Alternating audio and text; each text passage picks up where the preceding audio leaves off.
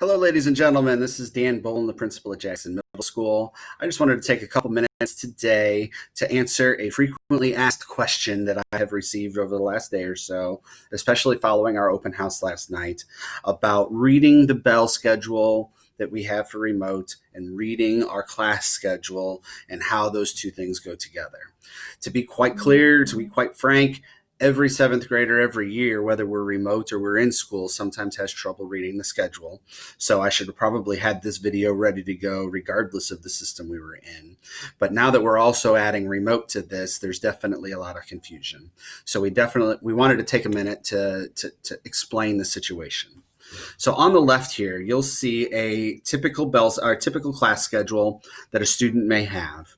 And you would have received this in your Infinite Campus portal. So hopefully you saw that and you were able to get this class schedule going.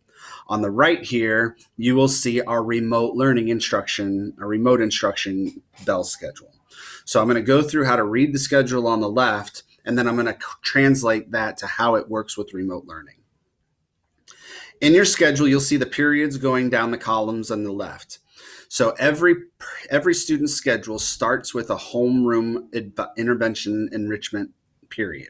So HR is our homeroom period. We call it IE, and IE stands for intervention and enrichment. And every student has intervention listed as their first period class.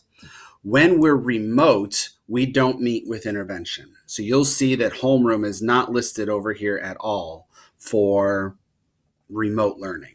So we're going to skip intervention altogether when we're remote.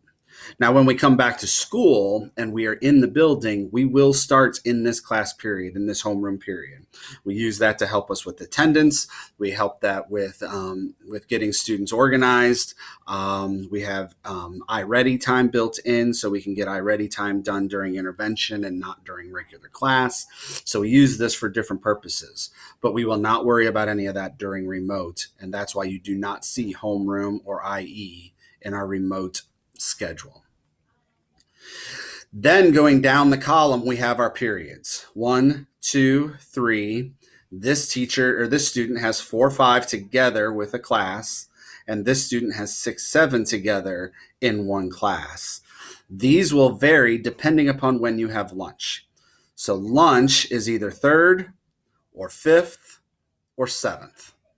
So if I have third period lunch, you'll see right here that my 4, 5 class is put together and my 6, 7 class is put together. If I had 5th period lunch, my 3, 4 class would be put together and my 6, 7 class would be put together. And then if I have 7th period lunch, my 3, 4 class would be put together and my 5, 6 class would be put together. Because these vary, what we did on our bell schedule is just take the 4 and the 6, because those are the same for everybody. So 4th period, I have a class, and 6th period, I have a class, even though it's combined. So it's either a 3, 4 class or it's a 4, 5 class for 4th period. So that way you'll see this here for 4 and this here, the types of classes that you might have. Once I've gotten through the lunch periods, it just follows with the 8th period and 9th period, and that's the end of the day. If a student was involved in football or volleyball, you might see that show up here in activity, but most of us will not have that. So that's how you would read this. When we're in the building also, each of these periods have times attached to them. So our normal school day starts at 9:10 and it ends at 3:55. So those bells are here for when we are in school. Normally, students don't even have to pay attention to those times because the bell rings and they decide to move to where their next class is, and we don't even pay attention to the times. And as a matter of fact, I didn't even realize these times were written on here because we don't pay attention to the times, we pay attention to the periods. But that becomes confusing because this first period has 9:55 to 10:46, and this first period has 9 to 9:40. And I apologize for that confusion. So this schedule here is for when we are in the building, and this schedule here is for when we are on remote instruction. When we're remote, we will not meet with homeroom. So therefore, at 9 o'clock when we start our day, we're going to have first period. Then at 9:40, we'll have second period. and then at 10:20 we'll have fourth period. So if I'm following my schedule over here, at 9 o'clock I will have language arts with Miss Oddie. At 9:40 I'll have social studies with Miss Klein, and at 10:20 I will have my fourth period class, which is exploring careers with Miss Stevens. Those are the three classes that I'll have before lunch. Then every student in the building has an independent hour time of work. So you can get your independent work done. You might be pulled for some sort of small group meeting, but that's from 11 to 12.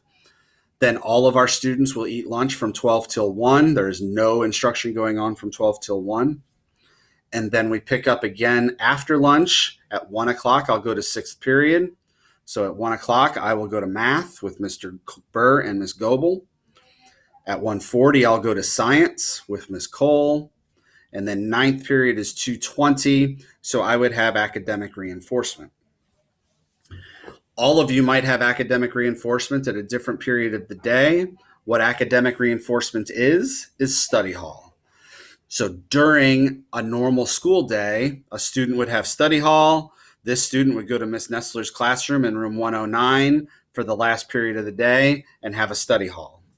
During remote learning, that's not necessary. You can use that study hall as independent time. We are not having students meet with a teacher during that academic reinforcement time. There's no Google Classroom created for academic reinforcement. There's no Meet code to meet with the teacher. It's just independent time to work. So if I have a second period study hall, I would have from 9:40 till 10:20 independent, off, not meeting anywhere. If I had, like in this case, ninth period study hall from 2:20 till 3 o'clock, I would not have to meet with anybody during ninth period. So I hope that helps explain. Then we would finish the not 3 o'clock to 4 o'clock with independent work as well. You might get called to an intervention as well.